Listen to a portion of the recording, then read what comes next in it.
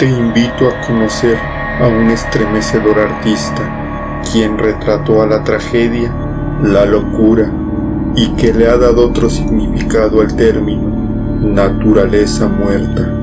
Intrigado, quédate, sé que te va a aterrar.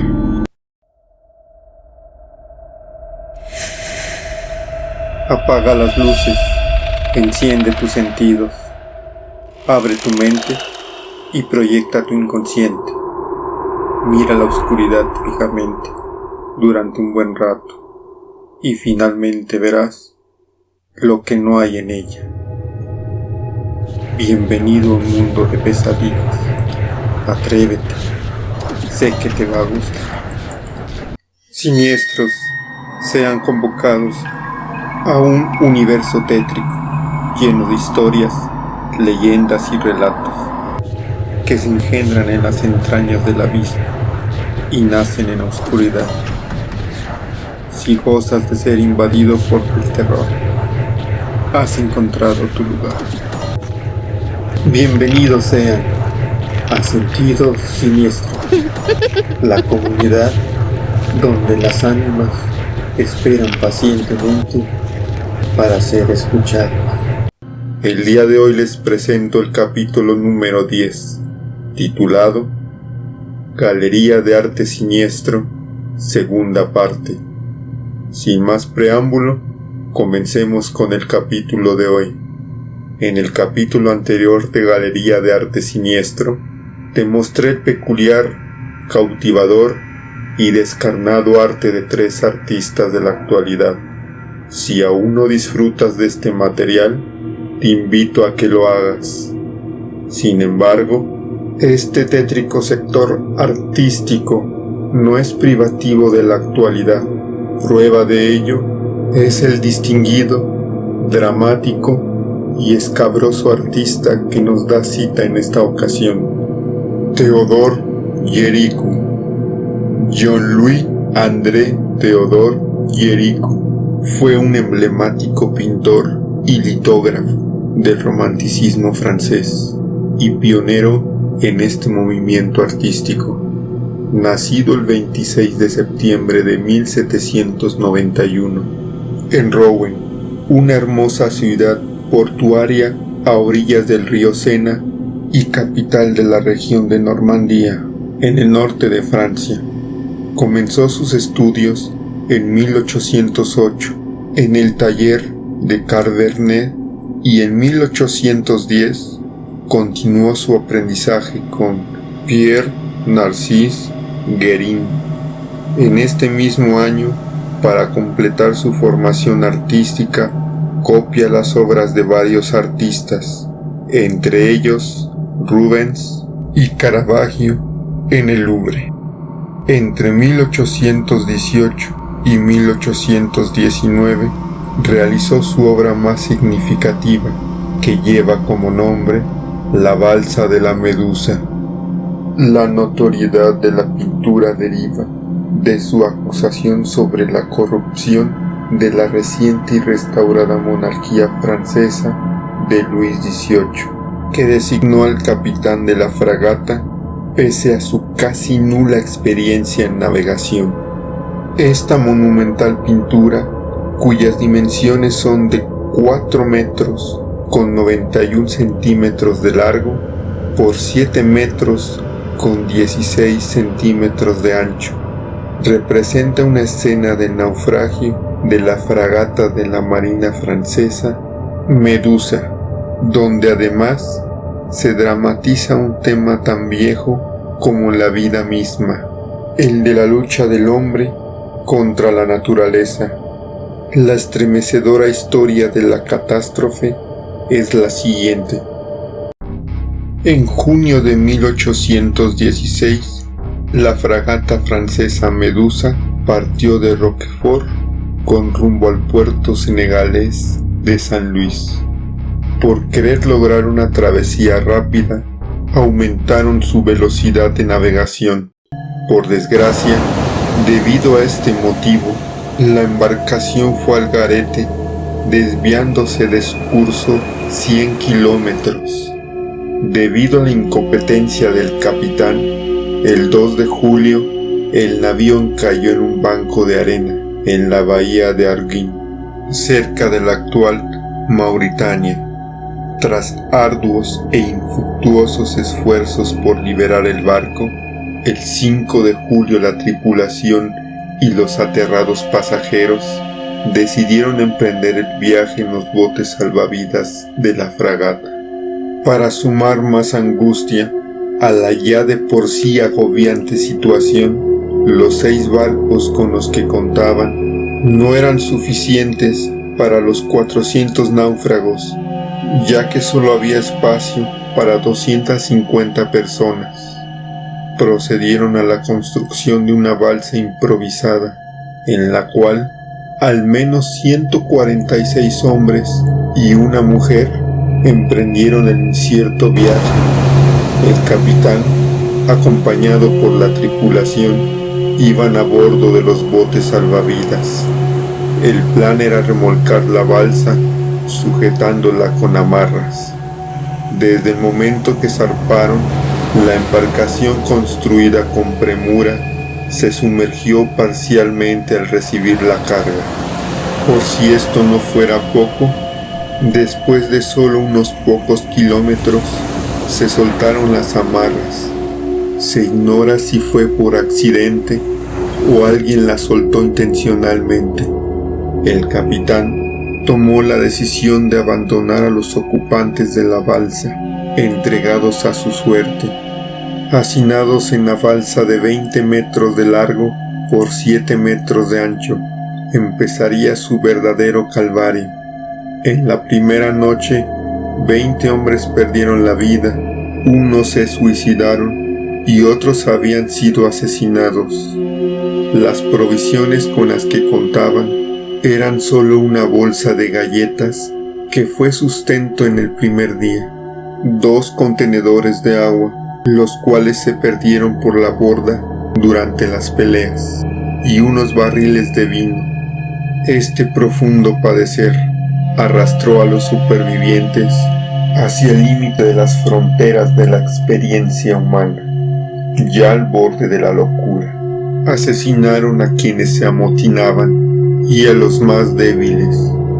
Después de cruzar la línea que implica arrebatar una vida, desprovistos de alimentos y cordura, hambrientos, sedientos y con temor a morir, no tuvieron más opción que recurrir al consumo de pedazos cercenados de sus compañeros muertos. En su obra titulada Escena de canibalismo en la balsa de la Medusa, Géricault plasma dicho acto atroz con sumo detalle. La balsa fue rescatada por la nave Argus el 17 de julio de 1816, después de 13 días de sofocante zozobra. El navío la encontró por accidente, ya que no hubo ningún intento de búsqueda de la balsa por parte del gobierno francés. En el inesperado rescate, únicamente se encontraron 15 hombres sobrevivientes. Los demás habrían perecido por inanición, siendo arrojados por la borda, asesinados o se habrían tirado al mar en su desesperación. Las secuelas tras la desgracia eran evidentes, ya que los sobrevivientes debieron soportar el hambre, la deshidratación, la angustia, la desesperación y el miedo a morir. Este incidente se convirtió en una enorme vergüenza pública para la monarquía francesa, recientemente restaurada en el poder después de la derrota definitiva de Napoleón. Tras la divulgación de la catástrofe, Géricault quedó fascinado con el devastador acontecimiento. Obviamente, Theodore quería imprimir realismo, precisión y crudeza en los siniestros detalles de su obra, La balsa de la Medusa. Así que se dispuso a prepararse, emprendiendo una exhaustiva profunda y apasionada investigación. Entrevistó a 2 de los sobrevivientes, Alexandre Corré, quien era ingeniero, y el cirujano Jean-Baptiste Savigny. La información recaudada le ayudó en la realización de numerosos bocetos preparativos de la obra y para la construcción de un modelo a escala sumamente detallado de la balsa. Su hambre por la prolijidad, la fidelidad y la exactitud lo llevaron a recorrer funestos depósitos de cadáveres y hospitales, donde pudiera atestiguar, examinar y observar en vivo la apariencia, el color y la textura de la carne en los agonizantes y los muertos. Asimismo, en estos mismos años realizó con suma maestría una serie de pinturas siniestras denominadas piezas anatómicas, que al día de hoy se encuentran entre las compilaciones de pinturas más gore que conocemos. Géricault produjo varios ejemplos tétricos, indigestos y poco convencionales de bodegones que dan un significado mórbido, estremecedor y literal al término naturaleza muerta. El motivo es que en tales obras, entre las cuales destaca Fragmentos anatómicos, Teodor retrata algo más macabro que solo frutas, pan o flores. Como los demás artistas, él reproduce con magnífica habilidad pedazos mutilados de cuerpos humanos, en este caso, brazos, manos, piernas y pies.